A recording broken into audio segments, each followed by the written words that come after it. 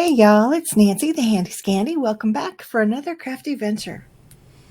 And today we are going to be seeing how we can stretch our supplies a little bit. I have this blue dye, not blue, it's Boo, B-O-O, from This Calls for Confetti.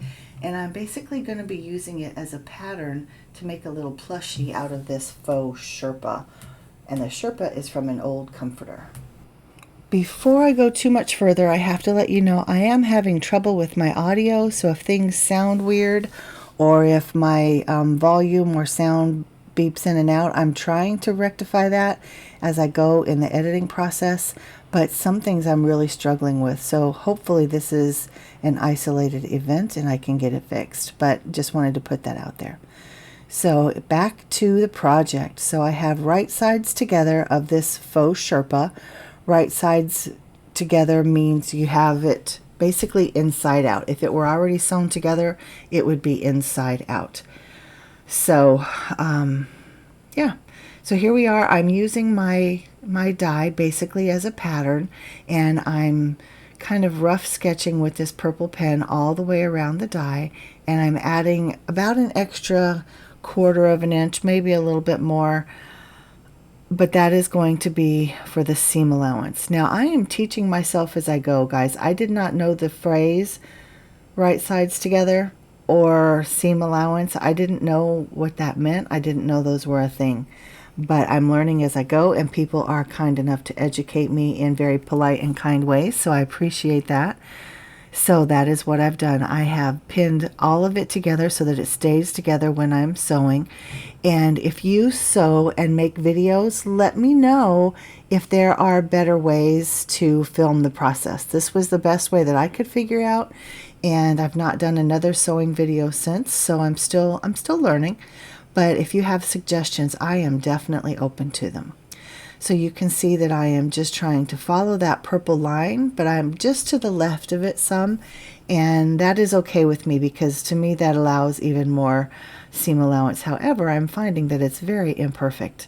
And if you know me, I am not about perfection of any sort, so I'm okay with that, but I also want to do my best. Even though I'm learning, I want to do my best.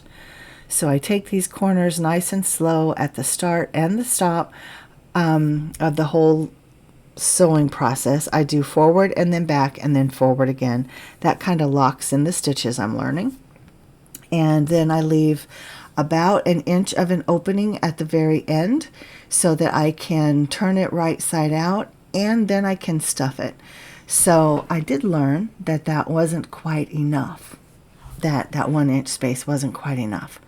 So I'm going to go ahead and cut off all of my excess. I would encourage you use very sharp scissors for this.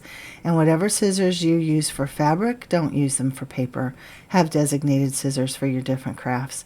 And that probably sounds like, I don't know, maybe pretentious or whatever, but if you are able, it would make a lot of sense. It just makes sense because the paper really dulls the blade, and then you want really sharp scissors for going through that fabric. So here is the shape of my little ghostie plushie, and now I try turning it right side out, and this is where I learned that I did not leave myself enough of an opening to effectively do this without struggle. So I try. I usually don't get frustrated. If I notice that frustration is coming on, I kind of regroup, and a lot of people say pivot these days. I hate that term, but that's exactly what I do. So I get it going so far, and then I pull in another tool, which happens to be the end of a hair barrette, and that helps me finish getting this all turned back out and getting all the seams kind of laid down inside and getting the curves smoothed out and everything. And going back to my audio situation, I'm going to pause my audio here and come back. So if you hear a glitch or some kind of a hesitation in between, that's what's going on, but I'll be right back. All right, sorry for the interruption and the technical difficulties, but I'm back and everything seems to be going smoothly in this moment. So you can see that I'm still using that hair barrette tool or as a tool, and I'm continuing to smooth out my edges and making sure that my curves actually curve. Now when I took my comforter apart, it had the plaid side, which was a white and gray buffalo check, and of course the Sherpa side, and then on the inside it had a bunch of polyfill, Well, I kept all 3 layers. I just don't know where the polyfill is. And at the time of kind of planning out this process, I forgot that I even saved it. So I ordered 2 bags of polyfill. So I have enough polyfill or fiberfill or whatever you want to call it to make fluffies, stuffies. What are these called? Anyway, I have enough fill to make them for the rest of my life probably. So anyway, I went ahead and bought 2 more bags, and I opened one of the new bags. That's what I showed. And we're just getting it stuffed. And I have learned that you just take little bits and you stuff it in. You don't try to stuff in a big wad. This helps you control it a little bit better. This helps you make sure that you're able to get the bits and pieces down into all the nooks and crannies. And I just stuff it until it's firm, not until it's hard, because I still want it to be plushie. That's what they're called. I still want it to be a plushie. I want it to be soft and squishy, but there needs to be some firmness to it so that it holds its shape.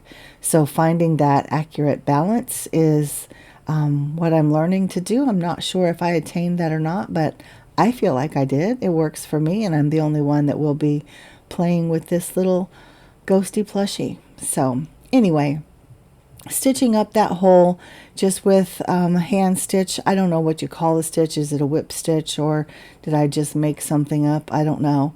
But you don't see any of those stitches because of the nature of the fabric. So you can see that it's just a little bit bigger than my die, and you can see that I also didn't quite get all of the little scallopy pieces there on the bottom in terms of the shape of the ghost. Where that extra scallop went, I don't know, but there's only 3 humps, but it's okay. It's all right. And so moving on, now that I have the body all done, I'm using the eye pieces to cut out some felt to make the eyes and the mouth. And my die cutting machine, it's a little, who made that? We Are Memory Keepers tabletop die cutting machine. And you can see the plate there on the left, the blue plate. See how it's cracked? It's very flat and it's cracked, and I need new plates. So that's why the fabric, it's felt. That's why it didn't cut out nice and cleanly. But it's okay. I use my scissors and I clean it up. And here I've die cut the little eyeballs as well. And I glued them on off screen. And now I'm gluing on the eyes and the mouth. And then I just freehanded some little eyebrows. I felt like the eyebrows kind of show a little bit more expression than just the mouth and the eyes. And I think it's super cute. I use my hot glue gun. You can see there, I use the glue gun to glue them on in place. And because the Sherpa kind of takes on a life of its own, it can be hard to get things to adhere properly, but it's okay. So here you can see I'm just using one of my blending brushes just to add a little bit of blush to the cheeks. And I'm trying to decide, do I want there to be a bow in the hair? Do I want there to be a bow at all? So I decided not. I opted for no bow, but there it is. It is the cutest little thing. And I will be doing this more and more. And I love to be able to use my paper crafting dies in ways that they weren't intended. Whether that's for fabric crafts or other ways to use them, I don't know. But if you are a sewer, let me know where I went wrong. Just be kind. If you are a sewer and a video maker, let me know if you have suggestions on different ways that I can film. But upcoming, I will be using the candy corn die to make, I'm not sure exactly what I'm going to do. I might make felt candy canes so I can do a garland. I might put them on a stick to make picks. I'm not sure, but I'll be coming back with the candy cane die, and we're going to figure out another way to use some of this fabric up and use it in a way it wasn't intended. So thanks, guys, for spending time with me. Like, subscribe, comment, and I will see you very soon. Mwah. Until then, this is Nancy, the Handy Scandy, and I'm out.